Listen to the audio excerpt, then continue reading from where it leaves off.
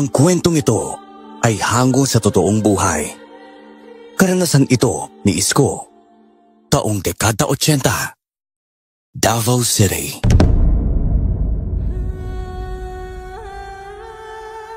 Magandang araw, senyor. Sa aming baryo na kung tawagin ay baryo ng Suladan. Mayroong iba't ibang alamat. Alamat ng aswang na inubos ng mandirigmang may kakaibang sundang.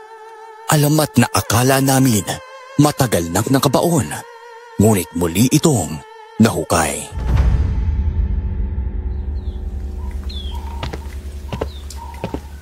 Oh, Isko! Ano ba na naman yan? Ano ba naman ginawa mo riyan? Aba, tinubos mo na nga siritwawang natin sa kakadiktik mo dyan eh. May pati ba naman ang betya na inubos mo rin? Tay, naghahanda lang po kasi ako eh. Mahirap na po kasi na baka biglang bumalik ang mga aswang. Kapag po darating sila, di may pangontra na po tayo kagad. At sino naman ang nagsabi sa'yo na babalik ang mga aswang, ha? Ay, naku, siguro nakapagkwentuhan ka na naman dun kay Mang Salumay, ano? Sinabihan na kitang huwag ka makikinig sa kanya eh. Baka mamayang gabi, bangungutin ka na naman tungkol sa mga aswang. Hindi po kasi pwedeng hindi ako makinig sa kanya. Isa rin po siya sa mga kumakalabas sa mga aswang, hindi ba? Kaya po gusto ko maging katulad niya. Siya nga po eh. Kahit na matanda na, naghahanda pa rin ng pangontra. Yung sabi kasi niya, bago raw po maglaho ang mga aswang, sumigaw daw sila. Yung sabi raw ng mga aswang, darating ang panahon na babalik ako! Sasakupin ko ang baryong ito! Ganun daw po. Hindi naman masama ang paghahanda ng pangontra eh. Kaya lang naubos na yung mga ginagamit natin sa pagluluto eh. Yung mga tanglad, namatay na lang dahil panay haplas ka sa katawan mo ng katas eh. Epektibo raw kasi yun, sabi ni Mang Salumay eh. Basta maniwala ka sa akin, anak. Hindi na babalik ang mga aswang. Itinaboy na sila dito sa baryo. Yun nga raw ang maling akala ng mga tao. Sabi ni Mang Salumay, nangako raw po talaga yung mga aswang na babalik sila eh. Tatay, kailangan po natin gumawa ng kawayan na may matulis sa dulo. Diyos ko naman, anak. Marami pa tayong ginagawa ngayon eh. Pwede bang sa susunod na araw na lang yan? Pwede rin naman po. O siya po. Magpahinga na lang po kayo kasi alam ko pong napagod po kayo sa kakahukay ng balon ni Aling Oray kanina. Abay, paano naman ako magpapahinga, ha? Kung ikaw naman ay nandito, nagdidikdik sa loob ng bahay. Itigil mo na kasi yan, anak. At magpahinga na tayo. Bukas ng umaga, mag-ukay din ulit tayo ng balon doon sa ilalim ng bundok, ha? Mahihirapan tayo yan kapag pareho tayong inaantok. Sige po, tay. Itatapusin ko lang po talaga to. At saka, nga po pala. Sabi ni Mas Salumay, kapag daw matapos ang pag-ukay natin bukas, dadalon na naman kami sa mga kaibigan ko sa bahay niya. May kukwento pa po siya sa amin eh. Ay, naku, alam mo, kapag nakita ko talaga yung matandang yan, kakausapin ko siyang itigil ang pag-uutos sa inyo eh. Pagkaumaga noon, maaga kaming nagtungo ni tatay sa huhukayan naming balon. Sa aming baryo, sa tuwing may mga taong nagpapahukay ng balon, kami ni tatay ang kanilang pinapatawag. 3:00 na ng hapon bago kami nakaahon sa balon. Ngunit dahil wala pa ring tubig na lumalabas, kailangan naming balikan yon bukas. Naglinis lang ako ng katawan, tsaka pumunta sa bahay ni Mang Salumay. Nang sa ganoon, makwentuhan na naman niya kami tungkol sa mga aswang. O Isko, abay bakit kayong kalang? Ay nako, kakatapos ko lang magkwento sa mga kaibigan mo eh. Ang tagal mo kasi namang dumating. Kakauwi lang po kasi namin ni tatay galing doon sa paghukay ng balon. Mang Salumay naman, pwede niyo po ba akong kwentuhan tungkol sa gintong sundang? Nangalin ang bunganga ko sa kakasalita eh. Ay bukas na lang ulit. Dahil gusto ko nang magpahinga. Sige na po, kwentuhan niyo na po ako. Gusto ko po kasing malaman kung saan nagmula yung gintong sundang. Tsaka anong ginagawa nito para sa baryo? Sige, halika rito. Umaupo tayo dito sa ilalim ng mangga. Ang baryo na ito ay iniligtas ng gintong sundang. Ang nagmamay-ari noon ay ang babaeng mandirigma. Siya ay matapang at may malasakit sa baryo. Handa niyang ialay ang kanyang buhay para lang mailigtas sa mga aswang ang lugar na ito. Ang galing.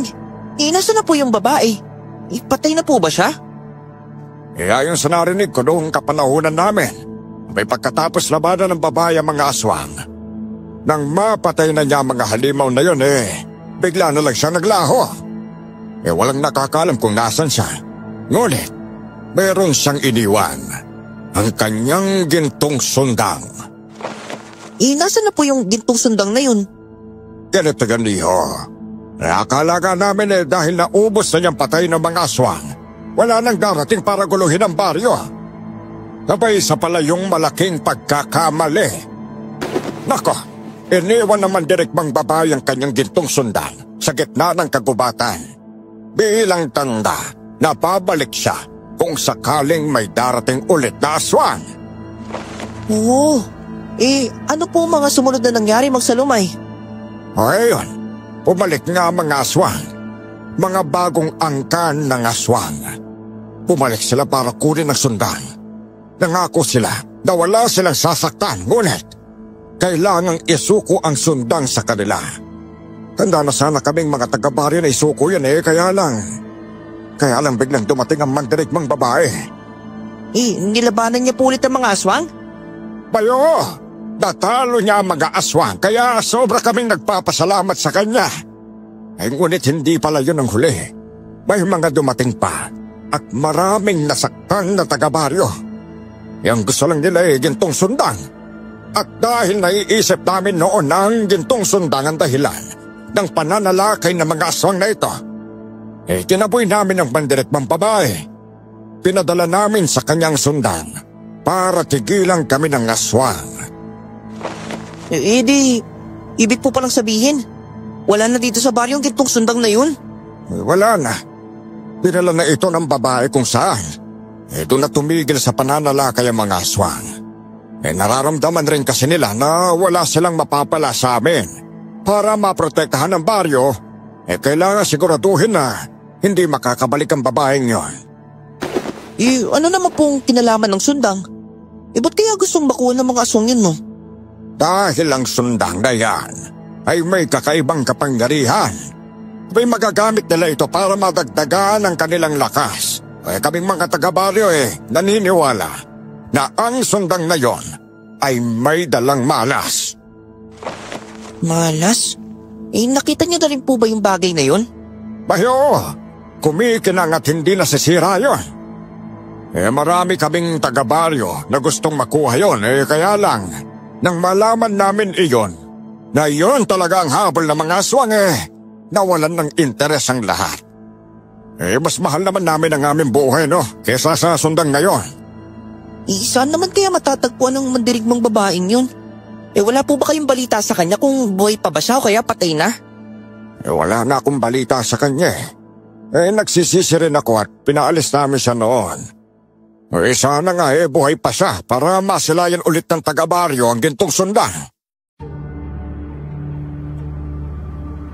Habang nag-uusap naman kami ni Mang Salumay, bigla kong narinig ang malakas na boses ni Tatay na tumatawag sa akin. Kaagad namang tumigil ang matanda sa kakakwento sa akin nang makita na kami ni Tatay. Ikaw talagang bata ka Mas inuna mo pang pumunta rito kesa kumain, ha? Ano bang binabalikan mo dito? Nagkikwentuhan lang po kami ni Mang Salumay tsaka po, hindi pa po ako nagugutom. Hindi ka ba nagsasawang makinig sa kwento niyang aswang na yan, ha? Wala namang katotohanan yan, anak Walang katotohanan. Ganyan ang madalas sinasabi ng mga magulang sa kanilang mga anak. Para lang maitago ang nangyari 2 dekada nang lumipas. Kung ano man ang nangyari noon, nakalipas na yon. Hindi na sila babalik. Hindi mararanasan ng anak kong nangyari noon. Kaya mo yan sinasabi dahil takot kang harapin sila. Babalik sila para kuluhin ang baryo at babawiin nilang gintong sundang. Ang gintong sundang? Paano nila mababawi yun kung itinakas ka ng babae, ha? Tay, alam niyo rin po ang tungkol sa gintong sundang? Ay, naku, pati ang bagay niyo, Mang Salumay. Dahil kwento ninyo sa anak ko. Nang dahil sa mga kwento ninyo, maraming mga bata ang halos hindi mapakali tuwing gabi. Nung dahil po sa inyo, natatakot sila sa mga bagay na hindi naman nila nakikita. Yung alam ko po, na pag-usapan na ng mga nakakatanda na ilihim sa mga huling henerasyon ang mga nangyari noon. May karapatan ng mga batang ito na malaman ang mga nangyari dahil dito sila nakatira. Karapatan din nilang malaman kung ano ang pinaglaban at isinakripisyo ng mga matatanda para lang manatili sa mapang lugar na ito. Nauunawaan ko kayo dahil gusto ninyong maipalam sa kanila ang mga sakripisyo ninyo. Kaya lang po, tinatakot ko po sila eh. Hindi na po yung tama. Tay, huwag na po kayo magalit kay Mang Salumay. Iyak ko naman po na pumilit sa kanya na kwentuhan niya po ako eh. Umuwi na tayo, anak, ha? Wala kang leksyon na makukuha sa lumang alamat na yon.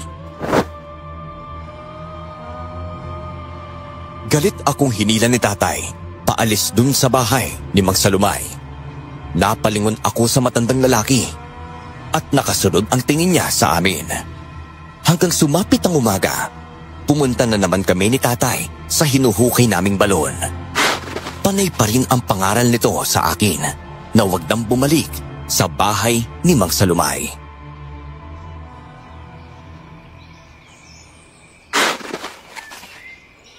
Hoy, wag kang makikinig sa kinakwento ng matandang lalaking yun, anak, ha? Ulyatin na yon.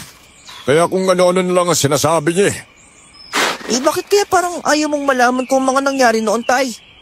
Dahil, alam kong magtutulot yun ng takot sa'yo. Yung mga bagay na hindi dapat mapag-usapan pa. Kapag patuloy silang inaalala, babalik sila talaga. Babalik? Oo, at yun ang araw kong mangyari. Mga halimaw na yan ay malalakas. Mahirap patayin. Hindi na sila pwedeng bumalik dahil pinalayas na ng mga taga-baryo ang babaeng tagapagligtas. Sa tingin ko po, hindi na talaga babalik ang mga aswang eh. Dahil wala na ang gintong sundang. Hindi po ba dinala yun ng babae?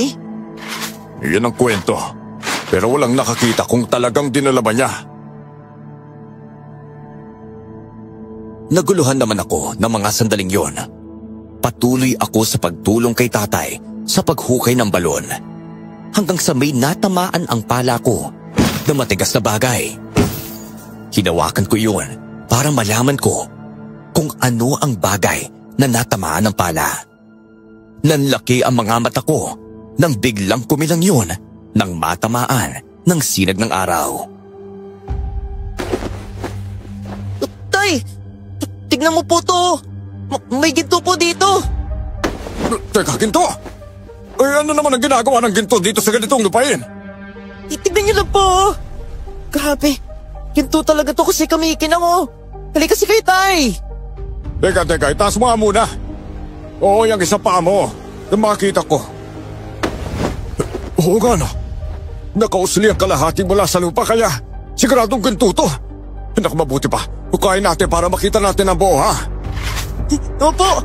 Talagang yayaman tayo dito, tay! Naku, sana nga talaga yung ginto ito. Pero wag mong babangkitin sa iba na may nakita tayong ginto, ha? Oh, ginawa, tay! Parang mahaba po ang forma niyang ginto, ah. Kaya nga eh. O yan na.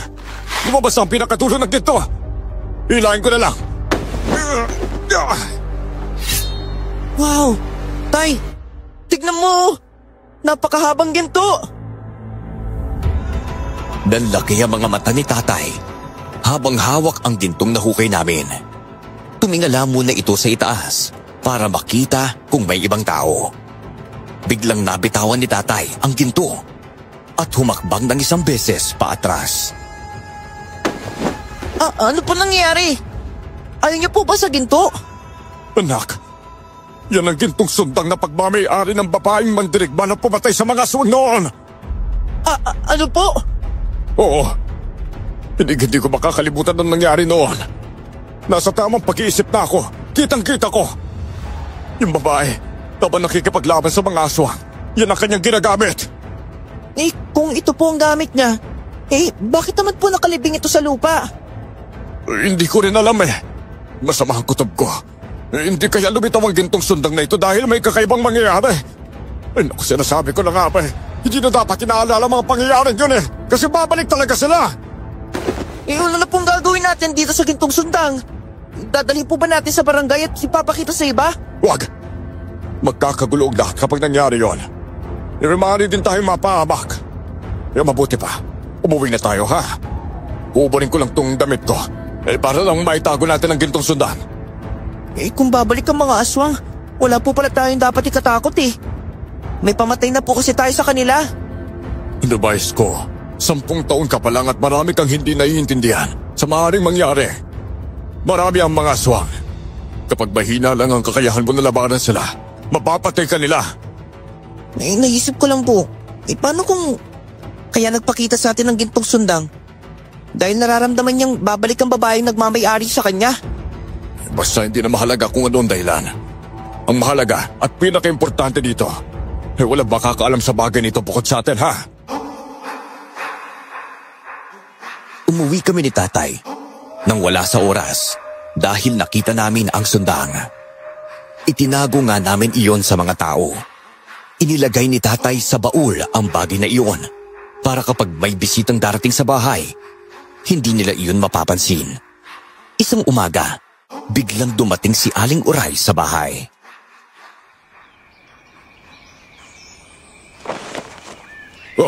Magandang umaga po, Aling Suray. Napadalo po kayo. May kailangan po ba kayo sa amin? Wala naman, Lando.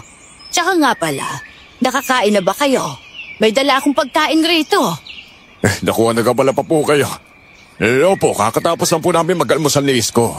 Magpapahinga na rin kami.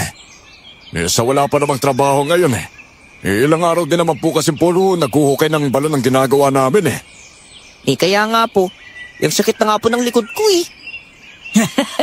Maupo ka rito sa tabi ko at nang mahilot ko yung likuran mo. Pisilin lang natin ang dahan-dahan. Ay nako, ako na lang po ang pipisil sa kanya, Aling Uray. Mukhang nahihirapan na rin po kasi kayong kumilos Nasaan na ang bagay na nahukay ninyo sa balon? Bagay na nahukay sa balon? Ano pong ibig sabihin? Alam ko na may kinuha kayo sa balon. Ang gintong sundang. Nasaan na yon? Ha? Wala po ang gintong sundang sa amin, Aling Uray. Baka naman po nagkakamali lang kayo ng tinanungan. Wala ba talaga? O itinatago nyo yon sa pansarili ninyong interes? Pero hindi bale. Kahit alam kong hawak ninyo ang sundang, wala akong pagsasabihan. Sa oras na ibenta mo, sabihin mo lang sa akin at hihingi ako ng balato. Nagtaka kami ni tatay kung paano niya nalaman ang tungkol sa bagay na yun.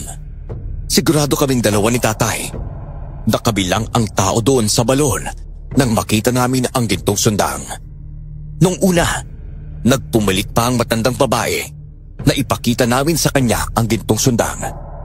Kaya lang, tumigil din ito nang madiin naming sinabi ni tatay na wala ang bagay na yun sa amin.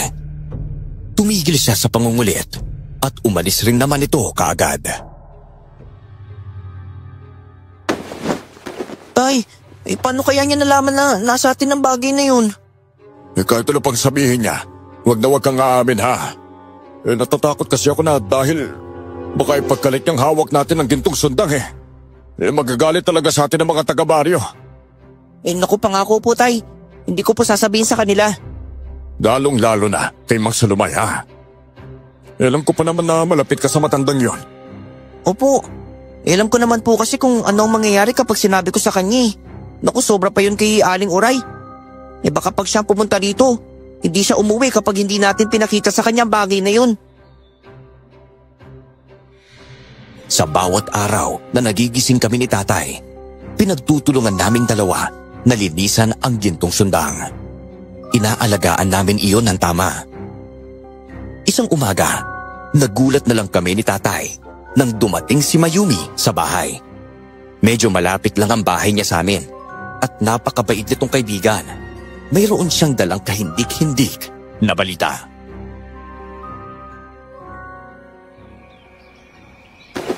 Kuya Lando, tulungan niyo naman po ako buhatin ng bangkay na kapatid ko. Bangkay ng kapatid mo? Bakit ba? Ano ba nangyari sa kanya? Nagpaalam kasi siya sa akin kagabi. Nagsabi niya, pupunta na siya sa banyo. Kaya lang di na siya nakabalik agad. Tapos sa sobrang antok ko, nakatulog po ako. Hindi ko na malayan yung mga nangyari. Hanggang kanina umaga, nagulat na lang ako na wala na siya sa tabi ko. Pagpasok ko doon sa banyo, nakita ko niya yung kapatid ko na wala niyang buhay. Ano? Tara na. Pumunta tayo sa bahay ninyo. Naku, kawawa naman po ang kapatid ninyo. Pwede po ba ako sumama sa inyo, Tay? Gusto ko kasi makita kung anong nangyari sa kanya Sige. Kaya lang may isinain ka Ilat ko na po yung kanin, Tay. Tara na po. Pumunta na tayo sa bahay ni Ate Mayumi. Mabilis kaming pumunta sa bahay ni Ate Mayumi at nadatnan namin na maraming tao doon. Nasa labas na rin ng bahay nila ang bangkay ng kanyang kapatid. Pinahiga nila ito sa papag doon sa labas at tinabunan ng puting kumot. Hanggang sa nilapitan ni Tatay ang kapatid ni Ate Mayumi at inangat ang kumot nito. Pareho kaming nagulat ni Tatay nang makita ang kanyang dibdib. Napaatras ako nang makita na butas ang tiyan niya. Tay, bakit po may malaki siyang butas sa tiyan at dibdib? Hindi ko rin alam, anak Pero malakas ang kutob ko. Naswang ang may kagagawan niyan. Yan din ang nangyari noong ilang dekada nang lumipas Ganyan ang pamamaraan ng pagpatay ng mga aswang sa mga tao.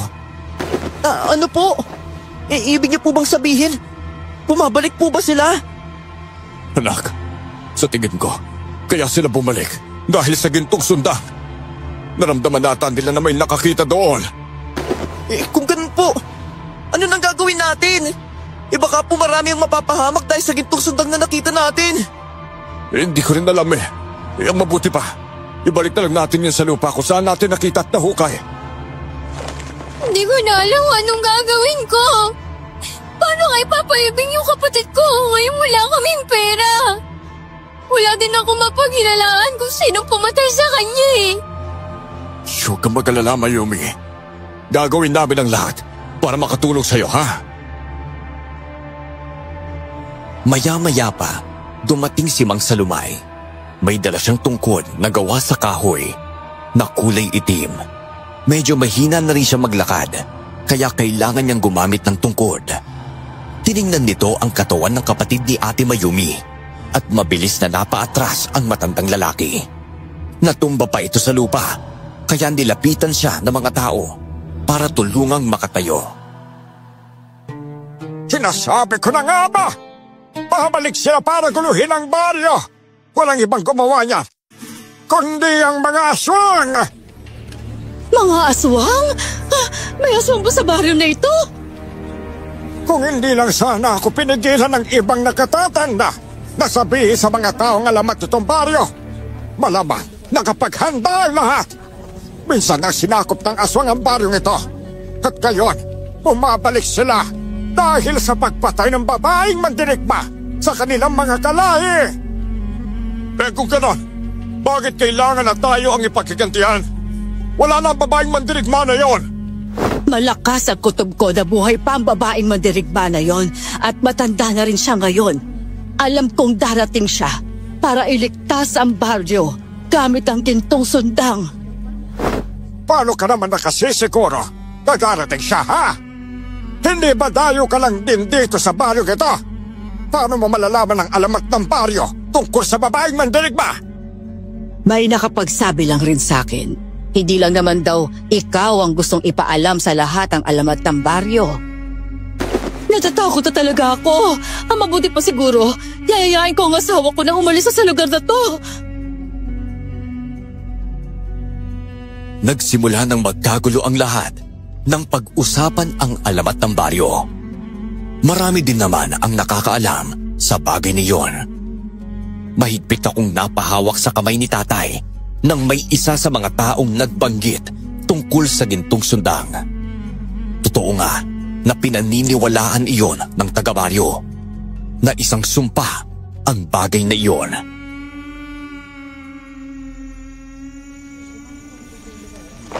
Ang mabuti pa, Isko.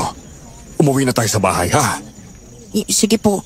Hindi ko kasi kayang pagmasdan ng nangyayari sa kapatid ni Ate Mayumi. Pwede ba ako makisabay sa inyo? Aling Uray, wag na. Meron lang sana ako mahalagang sasabihin. Iyayaan niyo na po kasi si Aling Uray na sumabay sa atin. Mabuti pa tong si Isko. Kaya ayaw ko sanang sumabay ka sa amin. Dahil alam kong mag-uusisa ka na naman tungkol sa gintong sundang eh. Huwag kayong maliwala sa kanila. Kahit ipagdiinan ninyo na wala na sa inyo ang gintong sundang. Alam kong itinatago ninyo yon. Hindi sumpa ang bagay na yon. Sadyang masasama lang ang mga aswang. Kaya bumalik sila para manggulo. Narinig ko ang sinabi ni Mang Sulumay. Dayo lang kayo sa baryo. Kaya paano nyo naman malalaman ang tungkol sa gintong sundang, ha? Dahil sa kwento ng mga tao, babalik ang babaeng mandirigma at siyang haharap sa mga aswang. Pero kailangang isuko ninyo sa kanya ang gintong sundang. Wala nga po yun sa amin. Nakita ninyo yon sa balon kung saan kayo naghukay. Kung hindi ninyo kayang alagaan laban sa aswang ang bagay na yon, ibigay ninyo yon sa akin. Nagkatinginan lang kami ni tatay ng mga oras na iyon. Hinila ako ni tatay para maunang maglakad sa matandang babae. Totoo nga na hindi titigilan ng aswang ang baryo. Nasundan pa ang nangyaring krimen. Marami pa ang namatay at nakakaramdam sa presensya ng aswang. Hanggang isang araw, mayroong binatang lalaki na dumating sa baryo. Kasintahan nito ni Ate Mayumi. At nagpakilala siyang albularyo. May naganap na pagpupulong sa baryo. Nang sa ganoon, makapagbigay ng mga babala sa mga tao.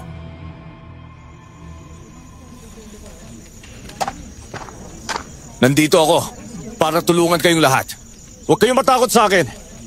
Hindi ako masamang tao. Pagkatapos ng nagyari sa kapatid ni Mayumi, nakasintahan ko. Kahit malayo, pinuntahan ko ang baryo ninyo. Ano naman ang maitutulong mo sa amin, iho? Nararamdaman ko ang dahilan kung bakit bumalik ang mga aswang. Gusto nilang makuha at mabawi ang gintong sundang na matagal na nilang inaasam. Pero wala nang gintong sundang dito sa baryo. Alam na rin ng mga aswang yon na dinala ng babaeng mandirigma ang gintong sundang paalis. Nagkakamali po kayo. Nandito lang ang gintong sundang at mayroong nagtatago doon. Kung sino man dito may hawak sa gintong sundang, sabihin niyo na sa amin. Gusto lang din namin na maging ligtas. Uy, akala ko ba, Flor? Alis kayo ng asawa mo dito, ha? Saan naman kami pupunta? Nandito lang ang lupa na pwede naming matirhan. Makinig na po kayo sinasabi ni Felo. Para hindi na po muling manakit at papatay ang mga aswang, isuko niyo na po yung gintong sundang. Kung isa ka talagang albularyo, pakitaan mo kami ng mga kagamitan mo. Oh, sapat na ba itong kagamitan? Para paniwalaan ninyo ako na isa akong albularyo? Inilabas naman ni Kuya Felo ang laman ng kanyang bag. Napatingin kaming lahat doon. At tunay nga siyang albularyo. Lahat kami naniwala sa kanya. Isa si Mang Salumay sa nanghingi sa kanya ng proteksyon at binigyan niya ang matandang lalaki ng anting-anting. Isa akong albularyo, pero hindi pa ganoon kagaling. Nagsasanay pa lang ako eh. Ngunit ipinangako ko na gagawin ko ang lahat para man lang maprotektahan ko kayo sa mga aswang. Ang una nating gagawin ay hanapin ang tao na nakakuha ng gintong sundang. Kaya lang, paano namin mahahanap yun? Matyagan niyo lang po ang bawat isa. Mayroon ditong sakim na gustong angkinin ng gintong sundang. Paano naman kung hindi namin malaman kung nasa ng gintong sundang, ha? Papatay ng papatay mga aswang, ganon. Ganun na nga. Pero gagawin kong lahat na makakaya ko para patayin ang aswang. Pero alam niyo naman po siguro na hindi sila paparito kung hindi sila marami. Alam niyo naman po ata na dumarating sila dito sa baryo bilang isang hukbo. Dahil doon, naging mas maingat kami ni tatay sa pagtatago ng gintong sundang. Ayaw din naming isuko yon sa mga tao sa bayan. Natatakot kasi kami na baka mayroong sakim at gustong mang-angkin ng bagay na iyon. Sa mga lumipas na araw, hindi nagsasawang pumatay at manakot ang aswang. Nagdesisyon kami ni tatay na ibalik ang gintong sundang kung saan namin ito nakita.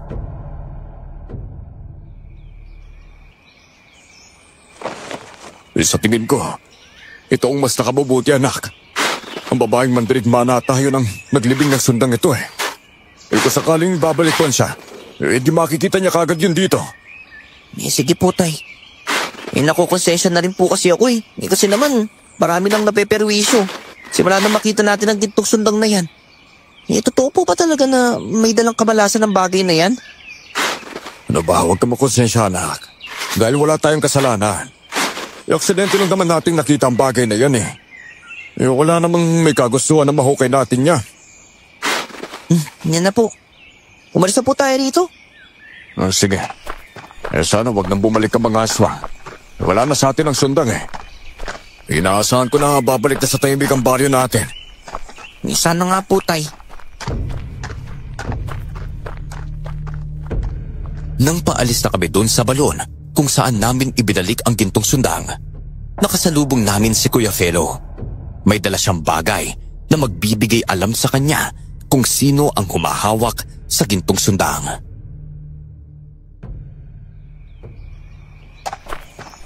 Oh, saan po kayo galing, Kuya Lando? Ay, doon sa balon na hinuhukay namin ni Isko.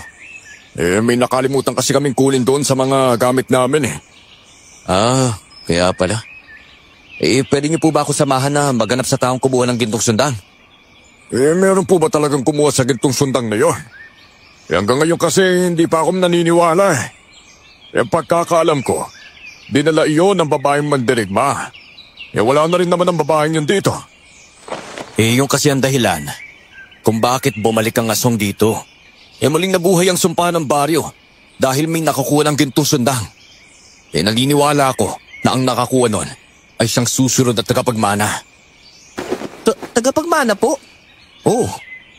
Pero isang malaking bantayan sa baryong ito. Paano kung ang susunod na maging tagapagmana nun ay walang kakayahan na protektahan ng gintong sundang sa mga aswang? Di mas lalong delikado yun. Oo nga eh. Sige na, Felo. Sasamahan ka na lang namin.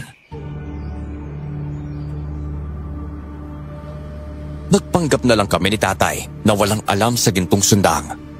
Hanggang sa napadaan kami sa balon, biglang umilaw ang bitbit ni Felo na korteng bilog. Nagkatinginan kami ni tatay sa sobrang takot na baka matuklasan niya na binalik namin doon ang gintong sundang. Oh, bakit na lumilaw?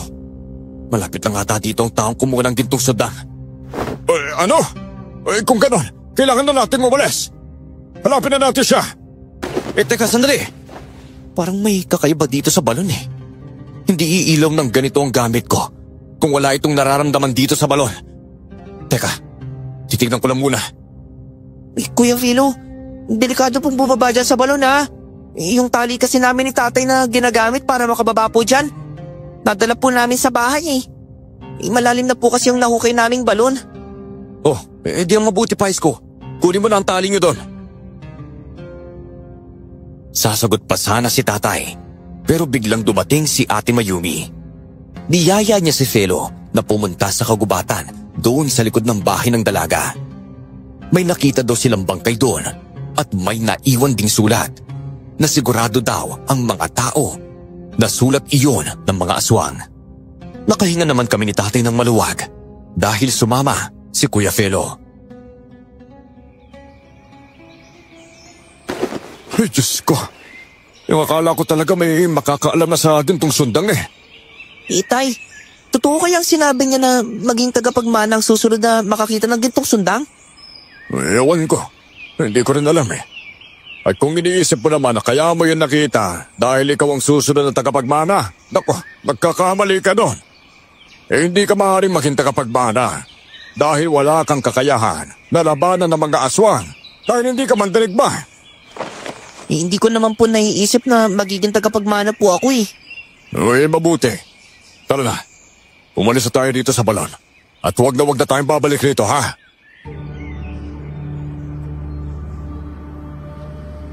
Nangako naman ako kay tatay, nakakalimutan ko na ang gintong sundang.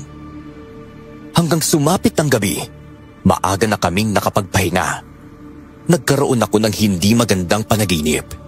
Isang babae ang nakatalikod, umiiyak at humihingi ng tulong sa akin. Nakikita ko siyang kinakain ng dilim, ngunit wala akong magawa para iligtas siya. Takot na takot ako. Gusto kong kumilos, ngunit para bang nakatali ang katawan ko. Isko! Isko! Ano nangyayari sa'yo? Kumising ka! Tay, ano po nangyari? Ano ka ba? Daig mo pang aso kung umalulong eh. Pinabangungot ka yata, anak. Ano bang napanaginipan mo? Iyo po, nananaginip po ako. Meron akong nakita na isang babae. Nakatalikod siya sa akin at may suot na kulay pulang damit. Humihingi po siya ng tulong sa akin, tay. Ano? Teka, huwag kang mag-alala. Panaginip lang yan, anak, kaya kumalma ka. Mabuti pa. Kukuha lang ako ng tubig doon sa kusina, ha? Para may mainom ka. Nabanggit din po ng babae ang gintong sundang eh. Sabi po niya, bagong tagapagmana, panindigan ang iyong kapalaran. Pakitaan ang baryo ng iyong katapangan gamit ang gintong sundang. Diyos ko, Isko. Bukod doon, wala na ba siyang sinabi, ha? Wala na po. Tay, totoo po ba talaga na akong tagapagmana ng gintong sundang? Nako, hindi ako papayag na maging tagapagmana ka. Mahiga ka na muna. Hintayin mo ako dito, ha? Sige po. Tay, teka, kapain niyo nga po tong unan ko. Parang may matigas na isang bagay sa ibaba eh. O siya, teka. Ingat mo nga ang unan mo. Sige po. Nang maiangat ko ang unan, halos hindi ako makapaniwala nang makita ko ang gintong sundang. Pareho kaming nagulat ni tatay at hindi namin alam kung ano ang aming gagawin. Kinuha ko iyon at hinawakan. Biglang kuminang ang gintong sundang hanggang sa nakaramdam ako ng malakas na enerhiyang pumapasok sa katawan ko. Anak! Ano nangyayari sa'yo? Tay! Parang hindi ko makontrol ang kilos ko! Lumalakas po ako! Ano? Naku, huwag mong buhatin ang higaan natin! Ano ba yung masisira mo yan, Isko? Hindi ko nga pa mapigilan ang sarili ko eh! Tay! Pigilan mo ako! Pigilan mo ako! Ano ba? Ilapag mo kasi ang gintong sundang! Bitiwan mo yan! Tinatang nagbibigay ng lakas sa'yo eh! Binitawan ko nga ang gintong sundang at dahil doon, bumagsak din ang higaan namin ni tatay sa sahig. Totoo nga na kaya ako naging malakas dahil sa gintong sundang. Nag-iwan ng takot ang nangyari yun sa amin ni tatay. Pareho kami nagtaka kung paano bumalik ang gintong sundang sa amin. Kinaumagahan naman, biglang dumating si Mang Salumay at Ate Flor sa bahay.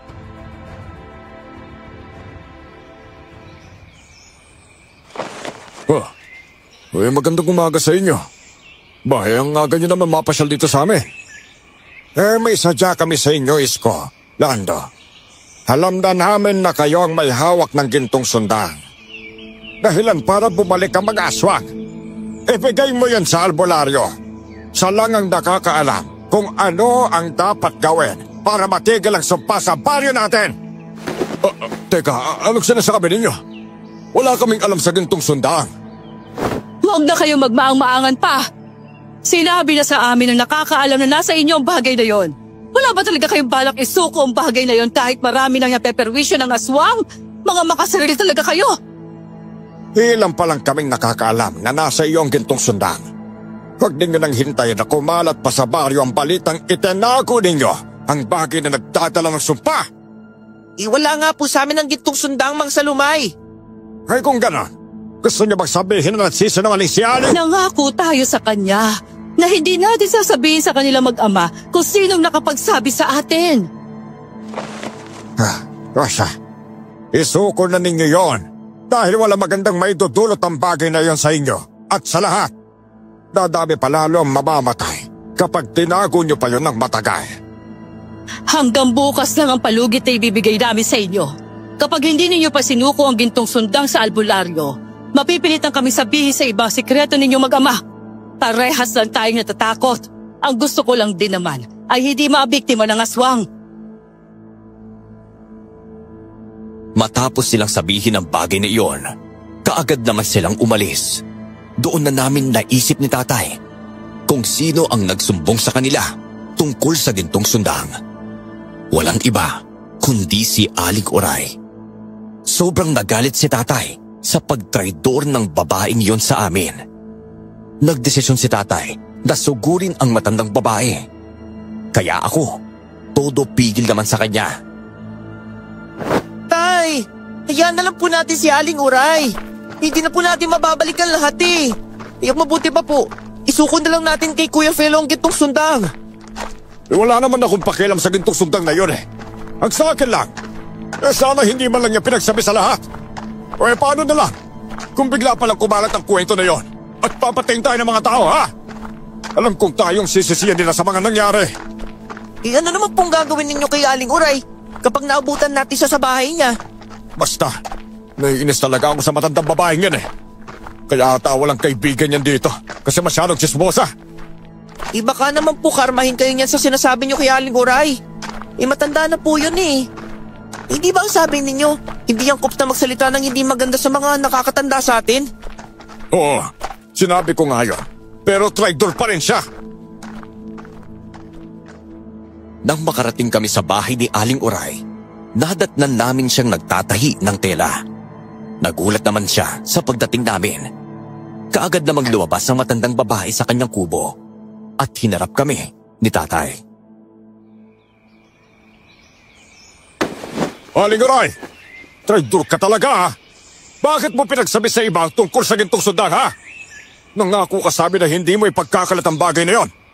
Aba, wala naman talaga akong pinagsabihan. Wala akong alam sa mga sinasabi mo. Ilang po rin namang Salumay at Ate Flor na nasa amin ang gintong sundang. Yung sabi nila, may nakapagsabi raw sa kanila eh. Kayo lang naman po nakakalam tungkol sa bagay na yon, no? Nagsasabi ako ng totoo. Wala akong alam. Wala akong pinagsabihan. Ay balay ko ba? Baka hinuhuli lang nila kayo. At kayo naman, inamin nyo rin kaagad na nasa inyo ang bagay na yon.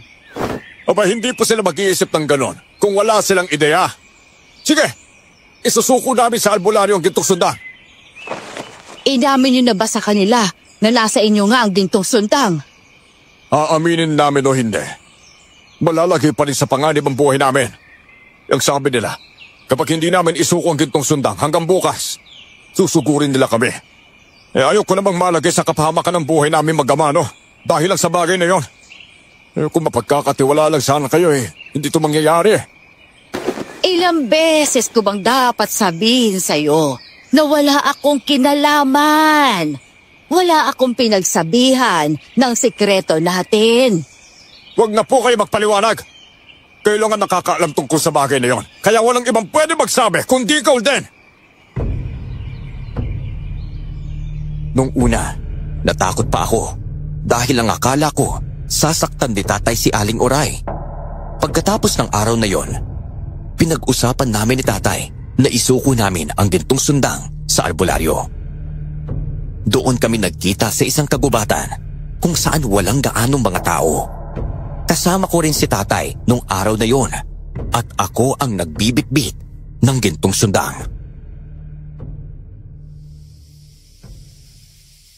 Oh, narito na ang gintong sundang, Felo. Sana noon manahimik na ang kaluluwa ng mga taga-baryo. Kailangan natin magtulungan para mawasak ang sumpa. Ano po magagawa namin ni tatay? Wawasakin natin ang gintong sundang na to. Kasi siguro ko, kapag wala na ang bagay nito, kailanman, hindi na babalik ang mga lintik na aswang na yan. Gagawin natin to para sa baryo. Dapat doon natin wasakin ang bagay na ito sa harap ng barangay. Para marami ang makakita. Abay, mahirap na baka isipin nilang makasarili na naman tayo. Ano ba? Alam na nilang nakipagkita kayo sa akin ngayon. Walang magandang maidudulot ang sundang na ito sa taga-baryo. Kamatayan lang ang dala nito. Malas at perwisyo. Ano kayang gagamitin natin para mawasak tong gintong sundang? Kakayanin po ba kaya ito ng mga bato? Sa tingin ko naman, kapag tatlo tayo, nahahampas ng bato dyan sa gintong sundang na yan, abay mawawasak natin niya. O kung gano'n, simulan na natin.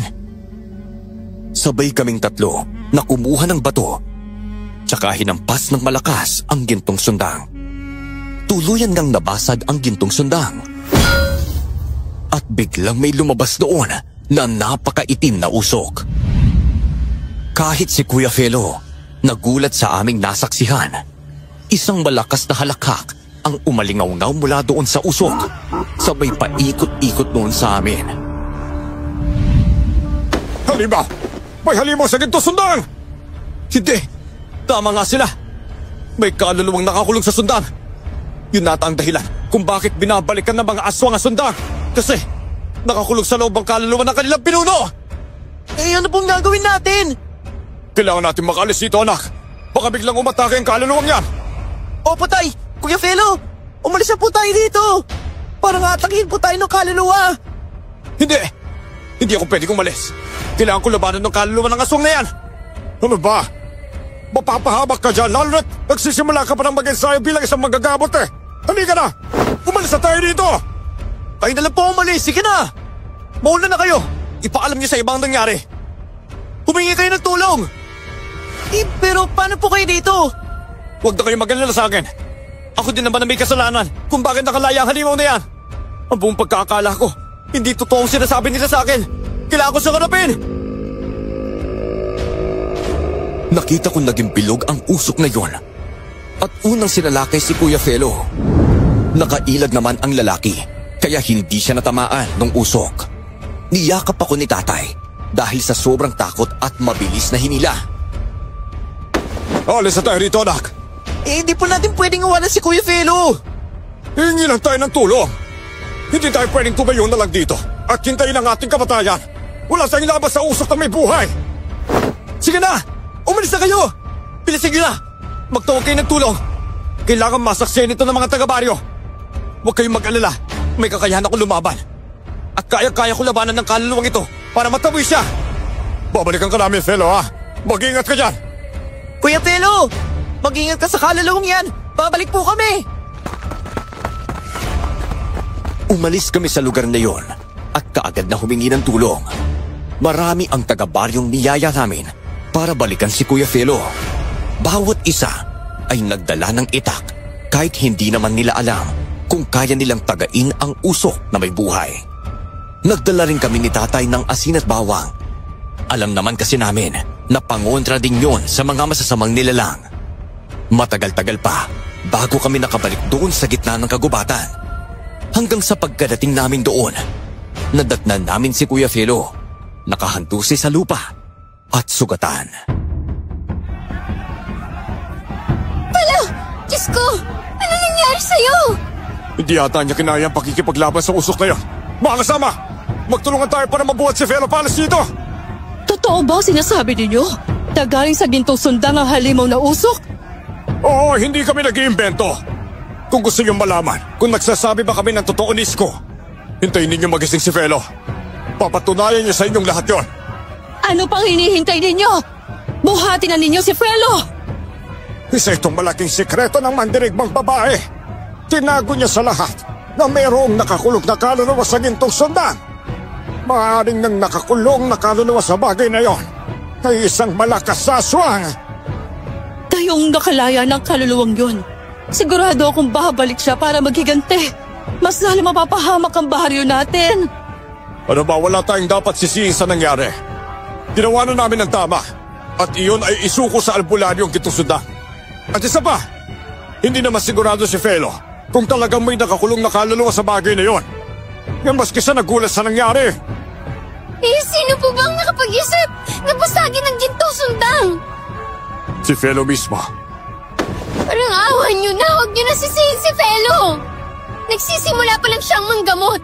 Ginagawa niya naman ang lahat ng kanyang makakaya para makatulong, ha? Walang maninisi sa kanya, Mayumi. Walang may kagustuhan sa nangyari. At isa pa ang gusto lang din ni Felo ay matulungan ang mga taga-baryo.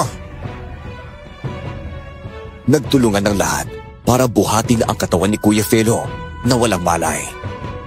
Dumiretso ang iba sa bahay ni Ate Mayumi, pero marami rin ang nagsiuwian dahil sa takot. Isa na din sa umalis ay si Mang Salumay. Hindi pa rin bumabalik ang malay ni Kuya Felo, pero may pulso pa ito. Sigurado kami nagigising siya sa kahit anong oras. Dumating naman si Aling Uray sa bahay ni Ate Mayumi. Bakit ninyo binasag ang gintong sundang? Wala kayong karapatan na sirain ang bagay na hindi sa inyo. Naniniwala kasi si Felo na yun ang paraan para mawala ang sumpa. Siyang nakaisip na basagin ang gintong sundang eh. Tumulong na kami ni Isko nang sa ganun eh. Hindi masabi ng iba sa amin. Nasakim kami sa ginto.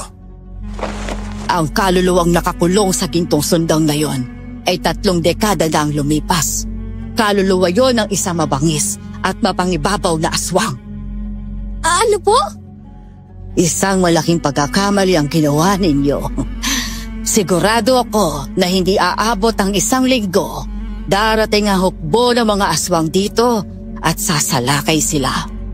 Marami ang mamamatay sa baryo kapag mangyari ang bagay na yon.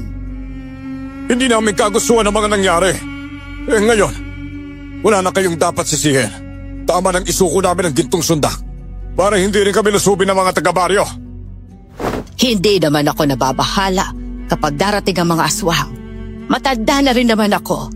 Ang kawawa ngayon ay ang mga batang walang kamuwang-muwang sa nangyayari. Kakusapit ko na lang po mamaya si Felo kung bakit naisipan niyang sirain yung gintong sundang.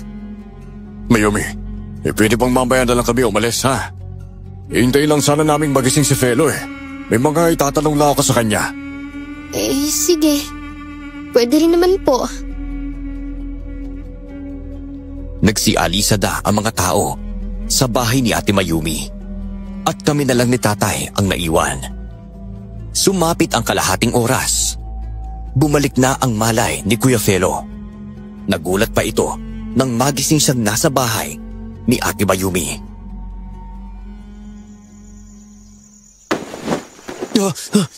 Nasaan ako? Felo, kumalma ka. Nandito ka sa bahay. Buti na lang at naabutan ka pa naming buhay eh. Ano bang nangyari kanina ha? At saka, saan na nagpunta ang usok na yon? Basta, hindi lang siya basta usok eh. Kaya niya talagang manakit kahit hindi yun normal na tao. Sa tingin ko, hinanap ng kaluluwa na yun ang kanyang katawan at bumalik siya. Naku, patawarin ninyo ako dahil nalupig ako ng halimaw na usok. Ano ba, wala kang kasalanan? Parehas lang tayo na kapakanan ng taga-baryong iniisip natin eh. Sinabi sa akin ni Aling Uray na may kaluluwang nakatira dun sa sundang. Hindi ako nakinig sa kanya dahil wala naman talagang balita na ganun eh. Naku, tama pala siya. Ako may kasalanan ko bakit nakalaya ang halimaw na yun. Kung ganon, kailangan na lang natin maghanda para kapag sumalakay na sila, meron tayong ilalaban sa mga halimaw na yon. Opo, tama po. Nalaban tayo. Marami naman akong pangontra na ginawa doon sa bahay. Meron akong 2 litro ng bendeta doon. Ninanakaw ko sa simbahan tuwing linggo eh. Ano? Nagnanakaw ka sa simbahan? Opo. Pero para naman po yun sa mga aswang eh. Tsaka humihingi naman ako ng pasensya sa Panginoon habang kumukuha ako nun eh. Naiintindihan naman niya po siguro ang dahilan ko. Pagkasapit ng gabi, lumakas ang mga alulong ng mga aso. Nagwawala rin ang mga hayop. Kaya kami ay halos hindi mapakali. Nararamdaman namin na may masamang mangyayari ng gabing yun. Hindi kami natulog ni Tatay hanggang sa may narinig kaming sigawan ng mga tao. Mayroong nagtatakbuhan at umiyak. Anak, tignan nga natin kung anong nangyayari sa labas. Tay, hindi po kaya dumating na ang mga aswang para magiganti. Kaya nga titignan natin eh.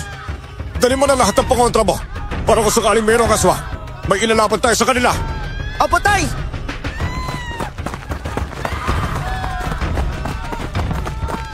Lando, tumakas na tayo rito. Nariyan na mga aswang. Kailangan nating umalis bago pa nila tayo maabutan. Marami nang namatay doon sa kanto banda. Hoy, kung maalis man tayo, saan tayo pupunta? Mas ligtas kapag mananatili tayo sa bahay natin. Hindi magiging ligtas ang pananatili sa bahay dahil sinisira ito ng mga aswang. Tinatanggal nila ang mga bubong at kung may makita silang tao, kinakagat nila ito at pinapatay. Tay, sumunod na lang po tayo sa iba. Ayun na sila, Lando. Naririnig ko na ang pagaspas sa kanilang mga pagpak. Ay, saan nga tayo pupunta, Flor? Saan lugar ba dito ang ligtas na hindi tayo mahabol ng aswang? Doon tayo pupunta sa lumang kumbento. Sigurado akong hindi sila maghahabol hanggang doon. Sumunod na lang kami ni tatay kung saan papunta ang ibang mga tao. Dumaan kami sa masukal at magubat na daanan. Wala kaming magawa dahil sa takot na baka mapatay kami ng mga aswang. Naririnig namin ang tunog ng itik, pagaspas ng mga pakpak at alulong ng mga aso. Hanggang sa hindi ko namalayan, nagkahiwalay na pala kami ni tatay. Nabitiwan niya kasi ang kamay ko habang tumatakbo kami. Naiwanan ako ng lahat dahil hinahanap ko si tatay. Napansin ko ang isang nilalang na nakasuot ng pulang damit habang nagtatago sa isang malaking puno ng kahoy at nakatalikod ito sa akin. Tay, nasa po tayo?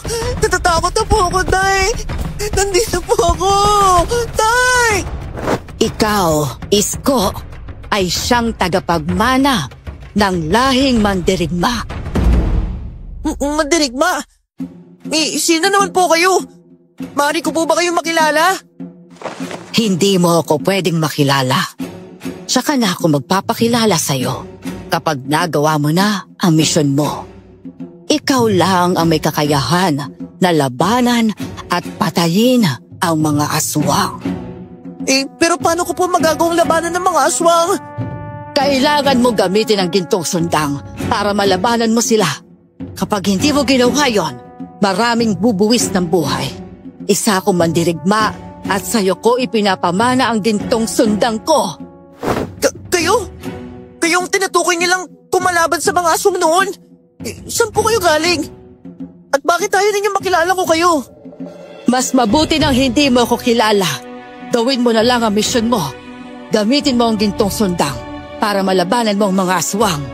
May dugo kang mandirigma, kaya nararapat lang na ikaw ang magmamana sa gintong sundang. Pero Ali, wala na po ang gintong sundang. Pinasag na po namin yun kaya nga po nakalabas ang kaluluwa ng isang aswang eh. Ikaw lang ang may kakayahan para buuin ang gintong sundang. Heto, saluhin mo! Kinuha ko yan sa lugar kung saan ninyo binasag. Paano ko naman po yun mabubuo? Sa pamamagitan ng dugo mo. Dahan-dahan kong pinulot ang tela kung saan binalot niya ang sirang gintong sundang. Nang napatingin naman ako sa kinaroroonan ng misteryosong babae na yon, bigla na lang siyang nawala. Sakto naman na dumating si tatay habang tinatawag ang pangalan ko. Isko! Naku, ano ba namang nangyari sa'yo? Tara na! Akala ko naman inauna ka kaysa sa akin. Hinanap kita doon sa konbento wala ka naman doon. Naiwan po kasi ako, Tay eh. Hili ka na, anak. Baka dumating na abang aswang eh. Ano ba yung hawak mo, ha? Hindi ka ba nabibigatan dyan, ha? Ibinigay po ito sa akin ng misteryosong babae. Nakita ko siya doon kanina sa ilalim ng malaking puno eh. Ito raw ang gintong sundang na binasag natin. Tapos, sinabi niya, ako raw ang huling tagapagmana ng mga mandirigma. Naku, hindi ako mapayag do. Ayoko lumabad ka sa mga aswang na yan. Itay, kapag hindi ko raw po yung tinanggap, maaaring mamatay ang lahat ng mga taga-baryo. Sa akin daw po nakasalalay ang kaligtasan nila eh. Kung makakatulong po ako, gagawin ko po ang lahat para maisa katuparan yun. Pasensya na po kung matigas ang ulo ko ngayon, Tay ha. Ano ba, itapon mo na nga ang bagay na yan? Yan na po akong tumulong eh. Gagawin ko pong lahat para maligtas ang baryo. Gusto ko pong bumalik ang dati, yung tahimik, yung masaya lang, walang kinatatakutan mga aswang. Paano kung may makaalap sa bagay na yan, ha? Hindi po sasabihin ko sa kanila na ako ang susunod sa yapak ng babaeng mandirigma. Ramdam ko na labag kay tatay ang mga sinabi ko Pero hindi na ito nakipagtalo pa. Umalis na kami doon papuntang kumbento. Pagkarating namin doon, marami ang nakatingin sa dala ko. Binuksan ko sa harapan ng lahat ng tela at laking gulat nila nang makita ang sira-sirang gintong sundang. Nandoon na rin sina Ate Mayumi at Kuya Felo. Pagkakita nila doon, mabilis silang lumapit sa kinaroroonan ko. Akala ko ba wala nang pakinabang ang bagay na yan, ha? Bakit dala-dala mo pa yung bagay na yan dito? Binigay po ito sa akin ng babaeng mandirigma eh. Nagpakita siya sa akin doon sa gitna ng kakahuyan. Sigurado ka ba anak talaga doon, ha? Opo. Nagpakilala po siya sa akin. Alam mo, wala ka nang magagawa para maayos pa yan. Mabuti pa, itapon mo na lang yan, Isko. Paano kung asong pala ang babaeng yun? At nagpapanggap lang siya naman dirigba? Yung sabi niya sa akin, ako raw makakatalo sa mga aswang eh. Binigay niya ito para buuin ko. Hindi siya aswang. Kung aswang siya, edi dapat pinatay na niya ako kanina. Mag-isa lang ako dun eh. Pero wala siyang ginawang masama sa akin. Malakas ang kutob ko. Natipuhan ka ng aswang, kaya kanila ginugulo. Ikaw ata talagang sadya na makaswang sa baryo eh. At hindi lang ang gintong sundang. Ano? O bakit naman sasadyain ng aswang ang anak ko, ha? Aba, Felo, baka nakakalimutan mo na ikaw ang nagdesisyon na basagin ang gintong sundang, ha? Kita mo na ba nangyari, ha? Bumalik na ang mga aswang para lusubin ang baryo. Kung sanang hindi nakawala ang kaluluwang yon, hindi tayo pupulutin dito sa lumang kumbento. Kaya nga po humihingi ng pasensya sa lahat eh. Alam ko na mali ang ginawa ko dahil hindi ako nakinig. Itay, huwag niyo na pong awayin si Kuya Felo. Kawawa naman po siya eh. Ang gusto niya lang din po ay makatulong sa mga nangyayaring problema dito sa atin. Oo nga po, Kuya Lando. Baka po kasi pag inita ng mga tao mamaya si Felo kapag ididiin niyo siya. Ano ba, hindi ko siya dinidiin. Nainis lang ako sa sinabi niya na baka may sadyang aswang sa anak ko eh. Pasensya na po kayo kung ano man ang nasabi ko. Pero Isko, maniwala ka sa akin. Kung may paraan man na maayos ang bagay na yan, magdudulot pa rin ito ng gulo. Pag-iinteresan nila, lalo na ang gintong sundang, kapag nabuo mo yan, magagamit yan ng aswang bilang kasangkapan para madagdagan ng kapagyarihan nila. Naguluhan ako ng mga oras na yon at hindi ko alam kung sino ang susundin ko. Labag din kay tatay na buuin ko ang gintong sundang. Hindi muna ako nakapagdesisyon at tinago ko muna yon. Hanggang sa sumapit ang umaga, dumating si Mang Salumay sa kumbento. Nabanggit rin ng iba na nasa akin ulit ang gintong sundang. Lumapit ang matandang lalaki para kausapin ako. Nandyan din si tatay. Kaming tatlo lang ang nakakarinig sa dapat namin pag-usapan. Nakikita ko ang lungkot at pag-aalala sa mata ni Mang Salumay.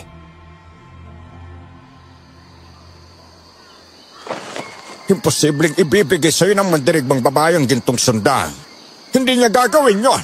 Lalo na't pagmamayari niya ang bagay na yon. Kung totoo nga ang kwento na nakita ninyo sa balon ng gintong sundang, abay ibig ba sabihin matagal na panahong nakalibing na yon doon? Hindi naman po ako ang nakakita kundi si Isko po talaga. Isko, parang apo na rin ang ituring ko sa'yo. Makinig ka sa akin, ha? Kaya ako naging malapit sa mga bata dahil dati akong may apo. Ngunit bigla na lang siyang nawala. Hanggang ngayon ay hindi ko pa siya nahanap. Ano po bang nangyari sa apo po ninyo? Madalas niyang sinasabi sa akin na nananaginip siya ng isang babae na nakasuot ng pulang tela. Minsan, nakikita rin niya ito sa ilalim ng mga malalaking puno Akala ko nagbibiro lang siya. Pero totoo pala. Hanggang sa kinuha siya ng babaeng yan sa akin. Naku, minsan ko na rin pong napanaginipan ng babaeng nakapula. Umiiyak po siya tumingi ng tulong. Parehas kayo ng panaginip ng apo ko noon. Basta ang papapayo ko lang sa'yo, Isko, ha? Huwag kang magpapaniwala sa sinasabi niya. Ayoko mangyari sa'yo ang nangyari sa apo ko. Ayoko pong mawala kagaya ng apo niyo dahil maiiwan ko po si tatay Basta umiwas ka sa tukso, Isko, ha? Huwag kang maniwala sa sinasabi niya na ikaw ang susunod na tagapagmana ng gintong sundang. Wala kang dugong mandirigma, kaya imposible ang sinasabi niya. Oo nga naman, anak. Kalimutan mo na ang sundang na yan. Hanggat bumabalik dito sa atin ang aswang, dito na lang muna tayo sa kumbento, ha? Natahimik na lang ako at pinagmasdan ang gintong sundang na binabalot ng tela. Habang nag-uusap kami, nagpaalam sina Ate Mayumi at Kuya Felo na aalis muna sa kumbento.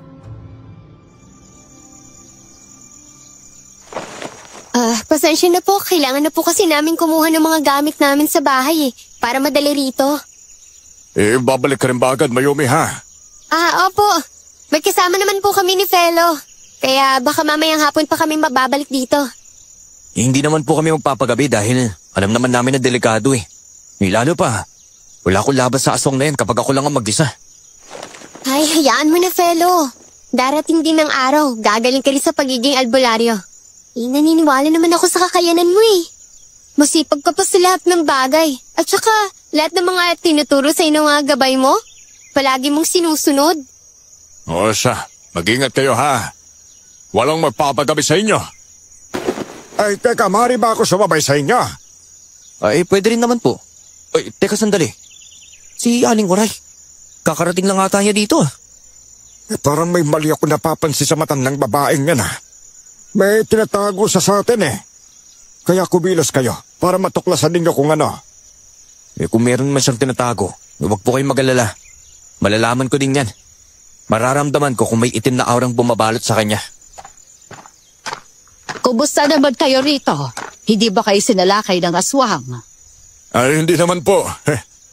Natakot ata ang aswang na pumunta rito at pumasok ng kumbento eh. Posible kasi siyang masunog. Sino naman nagsabi sa'yo? Kapag ang isang aswang nag-aanyong tao, hindi yan masusunog. Marami nga rin ang aswang na nagsisimba pa eh. Felo, umalis na kaya tayo? Marami pa kasi akong aasikasuhin sa bahay eh. Sige, tara na. Sige na po. Magsalamay. Siya. May mauna na ako, Lando, ha? Mag-iingat kayo rito. Opo, sige po. Isko, balita ko'y nasa iyo raw ulit ang gintong sundang. Di maganda. Kung anong itinuturo sa'yo ng babae nagpakita sa'yo sa kagubatan, sundin mo. Siya lang ang nakaaalam kung ano ang dapat na mangyari. Wala pong kakayahan ng anak ko na makipaglaban sa aswang. Ano po ba? Wala ba talaga? Oo, natatakot ka lang na baka may masamang mangyari sa anak mo. Kagaya na nangyari sa asawa mo. Ano pong ibig niyo sabihin, Aling Oray? Huwag kang makinig sa kanya, anak, ha? Tanungin mo ang tatay mo kung ano yung pinagmulan. Lando, hindi habang buhay maitatago mong tunay na pinanggalingan ni Isko, ha? Alam ko na gusto mo siyang protektahan, pero hindi sa ganitong paraan. Tumigil ka na kasi! Wala kang planong sabihin sa kanya na isang mandirigma ang nanay niya.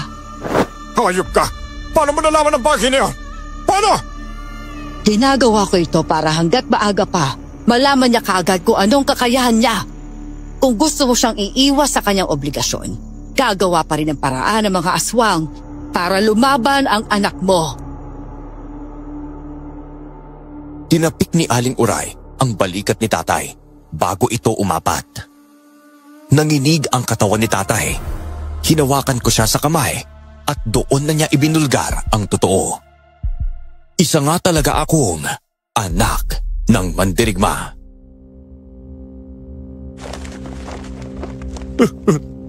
Patawarin mo ko, Isko.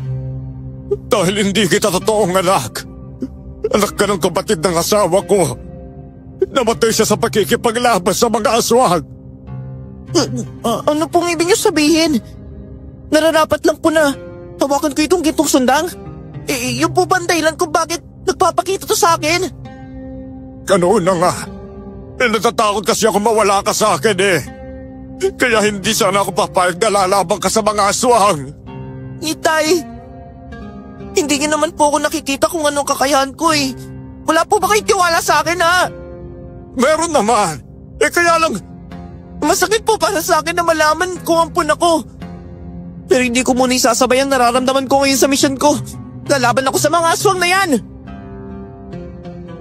Hindi hindi na uminig si tatay, pakiramdam ko, alam na rin niya na kahit pigilan niya ako, wala na siyang magagawa pa. Pagkasapit ng dilim, hinintay namin si Ate Mayumi. Hindi sila dumating sa oras na pinag-usapan. Inisip na lang namin na baka dun sila matutulog sa kanilang bahay. Sinara namin ang pintuan at nagpahinga. Maya-maya, may sunod-sunod na katok mula sa pintuan.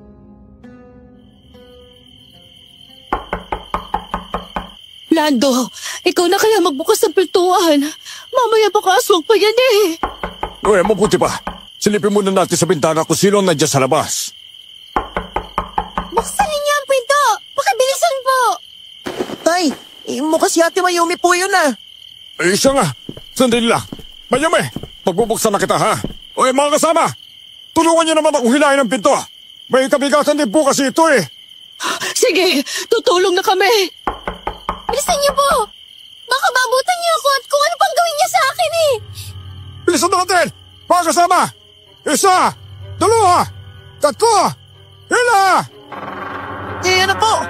Bumakas na ang pintuan! May kailangan kayong malaman. Isara niyo muna ang pinto. At wag po kayo magpapapasok ng ibang tao.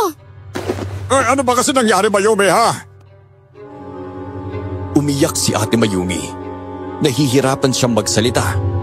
Pinakalma namin siya at pinainom ng tubig. Nang maayos ng kanyang pakiramdam, doon na namin siya inusisa. Ano na ba ang sasabihin mo sa amin? Oo nga naman. Tinatakot mo kami. Hinahabol ka ba ng aswang o sinalakay ba ang bahay ninyo? Ate, nasaan na po si Kuya Felo? Tungkol na kay Felo yung sasabihin ko eh. Nahuli ko siya. Alam ko na kung anong totoong pagkatao niya. Hindi siya ang tunay na albularyo. Nagpapanggap lang siya. Kaya pala pag may aswang na kumakalusok sa bahay, mas takot pa siya kaysa sa akin eh. Kung hindi siya tunay na albularyo, ano siya? Hindi ko alam. Basta narinig ko lang kanina na may kausap siya. Peke pala lahat ng gamit na pinakita niya. Nagsisinungaling si Felo. Ano naman ang dahilan niya kung bakit niya gagawin ang bagay na yun? Hindi ko nga rin alam. Matapos kong makumpirma na hindi siya albularyo, kagad akong pumunta rito. Kung ganun, mali pala ang ginagawa niyang pagpigil sa akin na wag buuin ng gintong sundang. Kung ganun, sino ba talaga ang kakampi natin? At sino rin ba ang kalaban? Malalaman po natin yan kapag nabuo na ulit ang gintong sundang. Hinintay namin na sundan ni Kuya Felo si Ate Mayumi. Pero hindi iyon ang nangyari. Nang gabing yon, ginamit ko ang sariling dugo para mabuo ang gintong sundang. Sinugatan ko ang hinlalaki at 3 beses pinatakan ng dugo ang sirang sundang. Biglang umilaw iyon at unti-unting nabuo. Namangha ang lahat. Ginawa ko ang lahat para maiwas ka sa ganitong obligasyonis ko. Kaya lang, tama nga tasyaling uray. Gusto ko po kasing tumulong sa mga tao, Tay. Gusto ko po silang iligtas sa mga aswang at gusto ko ring mapatay ang mga aswang na yan na namemerwisya sa lugar natin. Kung buo ng loob mo na makapaglaban sa mga aswang, basta tandaan mong nandito lang ako ha, para suportahan ka. Wala po ba tayong gagawin para manmanan si Felo? Malakas kasi ang kutob ko na may kaugnayan siya sa mga aswang eh. Isang bahay lang kayo, Mayumi. Kaya imposibleng hindi mo naramdaman nung una na nagpapanggap rin siya bilang albularyo. Matagal na panahon na kami magkakilala ni Felo. Nagulat nga lang ako nang nabalitaan niya na nangyari sa kapatid ko eh.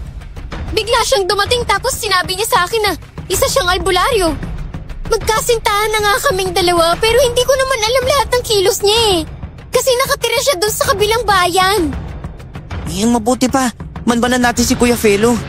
Dito natin malalaman kung anong dahilan niya sa pangloloko niya sa atin. Sasama ako, Isko. Sasama rin kita, anak, ha?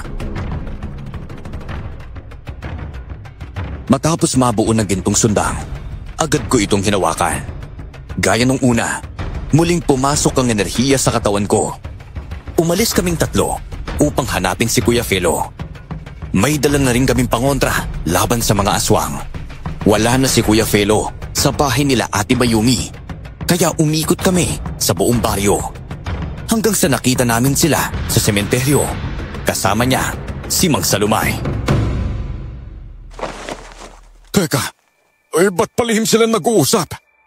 Shh, huwag ko po kayo maingay, Tay. Sinasabi ko na nga ba eh. Pagkakilala sila ni Mang Salumay. Ano? Magkakilala? Di ba tayo si Felo dito sa atin? Kaya nga po. Pero minsan ko lang sila huling nag-uusap noon eh. Nung dumating ako, nagpanggap pa silang hindi magkakilala. Lumapit pa kaming tatlo sa kinaroroonan ni Mang Salumay at Kuya Felo. Nakinig kami sa kanilang pinag-uusapan at doon namin namalayan na magkakampi silang dalawa. Halos hindi kami makapaniwala sa totoong ugnayan nilang dalawa. Gayong nagawa mo na ang misyon mong palayain ng kaluluwa ko. Panahon na para patayin mo si Isko. Wala akong magandang pagkakataon para gawin yon. Nandun sila sa lumang kumbento at hindi ako makakapasok doon. Ano ba? Marami kang pagkakataon para makuha ang gintong sunda. Ngunit hindi mo ginawa. Si Isko ang susunod na tagapagmana. Kaya kailangan niyang mawala. Sige, bukas ng gabi, lalabas na ang kabilugan ng buwan. Isang magandang pagkakataon yon para masakop natin ang magandang baryo. Mabubuo ka na rin, Lolo. Kaya malaki ang utang na loob ko sa iyo, Apoy. Nagawa mong palayain ang aking kaluluwa sa gintong sundang. Kailangan ko na lang makakain ng preskang dugo at makagawa ng ritual para tuluyan na akong maging malakas. Mangyayari po yun kung nagawa ko nga mauto si Felo na sirain ang gintong sundang. Mabawi pa kaya?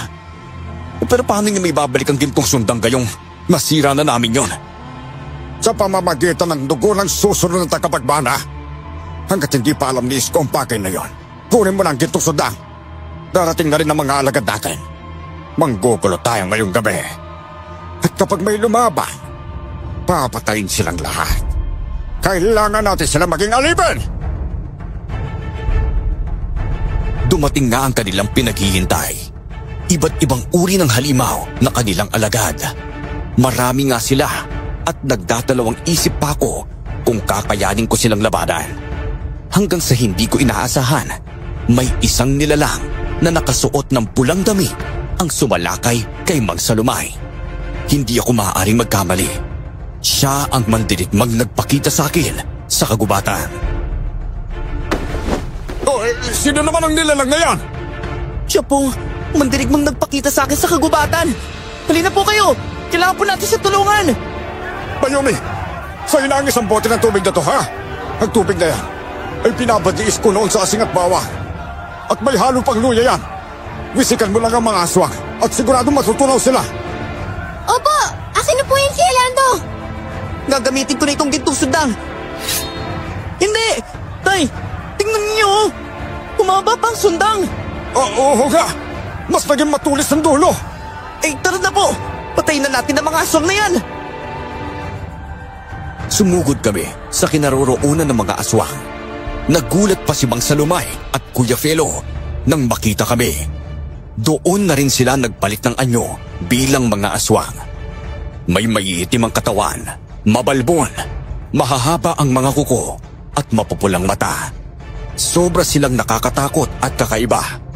Mararamdaman mo talaga ang lakas na aurang bumabalot sa kanilang katawan. Sa wakas, lumabas na rin ang tunay niyong pagkatao. Hayop ka talaga, Kuya Felo! Dahil sa'yo, sinira ko ang gintong sundang na to. Pinaplanuhan niyo pala to ng maglolo, ha? Hindi ko na rin kasalanan kung nagpauto ka sa akin. Magbabayad ka sa ginawa mo. Lalo ka na! Mang Salumay! Mataas pa naman ng respeto ko sa'yo, pero hayop ka! Ikaw pala ang aso na pasibuno ng lahat. Kaya pala alam mo ang lahat ng kwento. Dahil ikaw ang aso na nakalaban ng babaeng mandirigma! Ito na ang pangalawang pagkakataon na nagkita tayo, babaeng mandirigma. Matagal kitang hinanap, pero hindi ko akalaing dito ka lang nagtatago. Ngayon, tanggalin mo ang nakatakip sa mukha mo at magpakilala ka sa akin. Ito, tinanggal ko na. Nagulat ka ba nang makilala mo na ako ngayon? Kaya pala hindi talaga tayo magkakasundo. Dahil simulat sa pool, magkalaban na tayong dalawa. Hindi mo talaga nilisa ng baryong ito hanggat hindi na ibabalik ang kaluluwa ng pagiging aswang mo. Ngayon na natupad na ang gusto mo. Sa pagkakataon na to, sisiguraduhin ko hindi lang kaluluwa ang kukunin ko sa'yo, kundi pati ang iyong buhay. Tignan natin. Matanda ka na't mahina. Kung inaasahan mong gagawa nun, ay ang batang yan, hindi sa magtatagumpay. Mga alagad, sugurin at patayin sila! Nagsanhi ng iba't ibang tunog ang mga alagad ng aswang. Saka sabay-sabay silang sumalakay sa amin. Mabilis namang kumilos si Ate Mayumi at si Tatay para wisikan sila ng tubig at bendeta. Hindi ako makapaniwala. Si Aling Uray pala ang babaeng madalas kong nakikita sa aking panaginip. Siya rin pala ang gumagabay sa akin, ngunit hindi ko man lang yun napansin. Sumalakay sa akin si Kuya Felo, habang si Aling Uray naman ang humarap sa aswang na si Mang Salumay.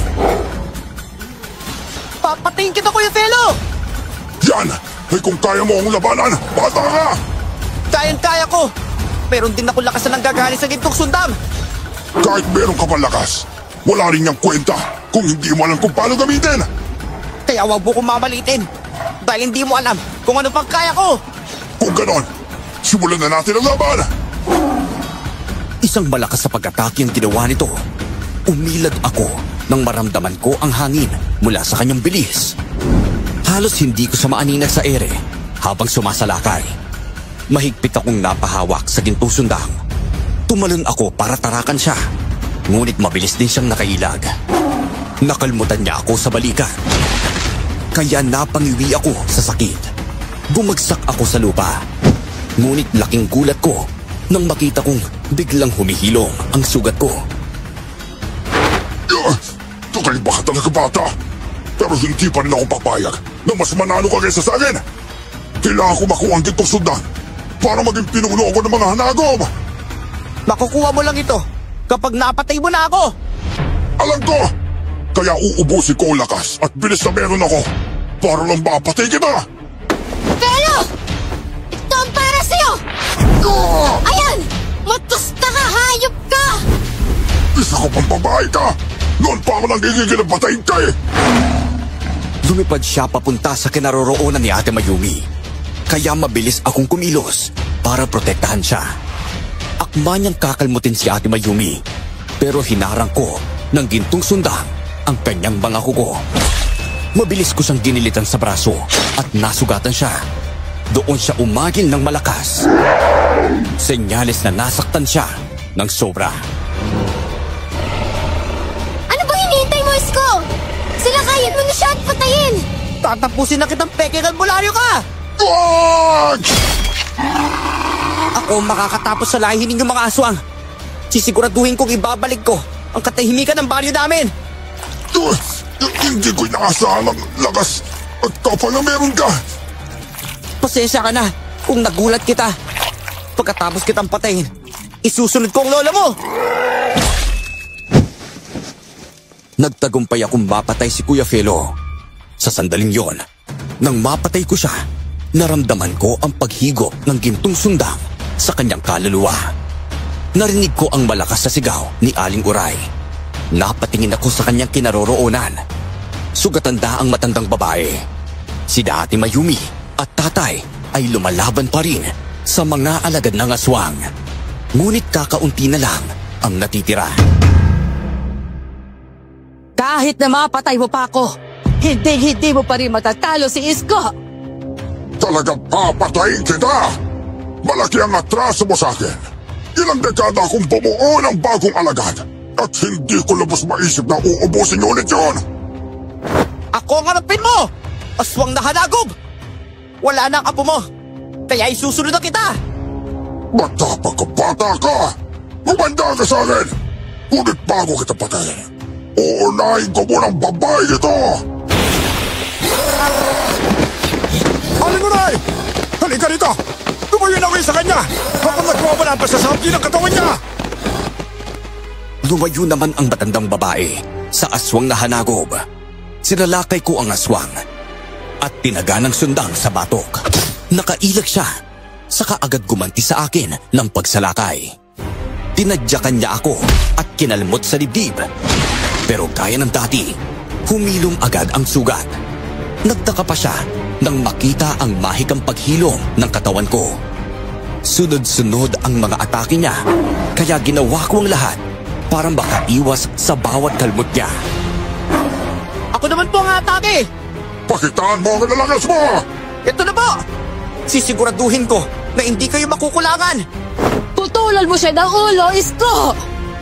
Kapag nagawa niya yon, siya na ang pinakamalakas na mandirigmang nakilala ko! Gagawin ko po talaga yon! Humanda ka! Mabilis ko siyang sinalakay. Lumipad ako sa ere at ganoon din ang ginawa niya. Ginamit ko ang gintong sundang para maglaho at muling lumitaw sa kanyang likuran. Hindi niya napaghandaan niyon, kaya nasugatan ko siya sa likod. Agad siyang humarap at sinakal ako ng malakas. Sinuntok ko siya, pero hindi siya natitinag. Bigla kong naramdaman ang pagsaboy ng bendeta. Nabitawan niya ang leeg ko at doon ko siya sinaksak ng gintong sundang. Pareho kaming bumagsak sa lupa. Mabilis akong tumayo at pinutulan siya ng ulo.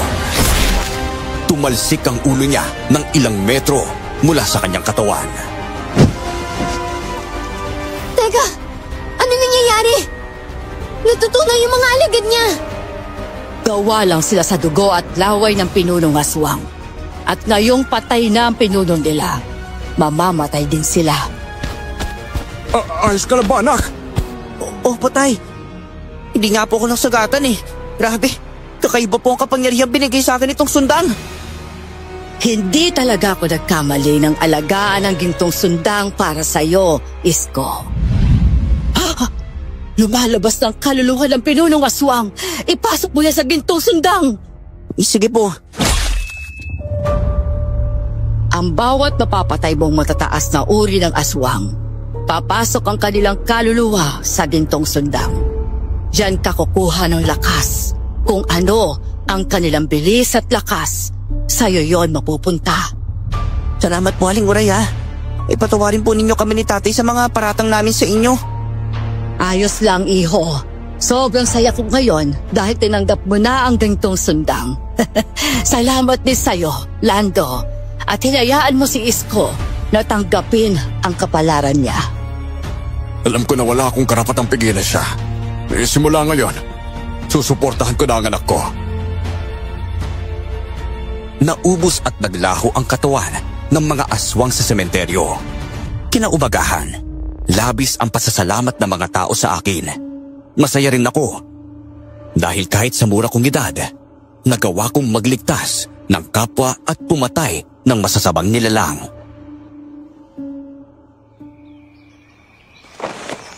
Isko, sabi nga pala ng mga taga-baryo, may handaan daw mamaya sa barangay. Para daw sa'yo yun. Gusto ka nilang kilalanin bilang pinuno. Naku, mag-aabala pa talaga sila? Iyon ang pagpupugay ng mga taga-baryo sa ginawa mo kasi, anak. Hindi ko po bibiguin ang mga tao. Tsaka gagawin ko po ang lahat para protektahan po sila. Naku alam ko na masaya rin ang nanay mo sa langit niyan. Dahil napatay mo na ang aswang na pumatay sa kanya. Ay, sobrang bilib ako sa iyo, anak. Maraming salamat din po, tay ha. Salamat sa suporta at pagmamahal niyo sa akin.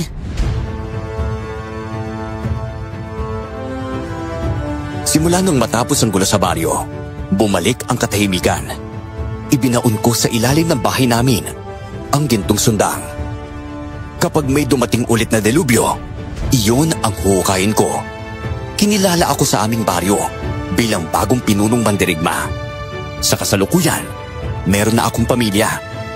Nirerespeto ng mga taga-baryo ang pamilya ko at pinagsisilbihan kami, hindi bilang utusan, kundi bilang pinuno. Hanggang dito na lang po ang aking kwento. Maraming salamat, Senyor, at more power sa inyong channel.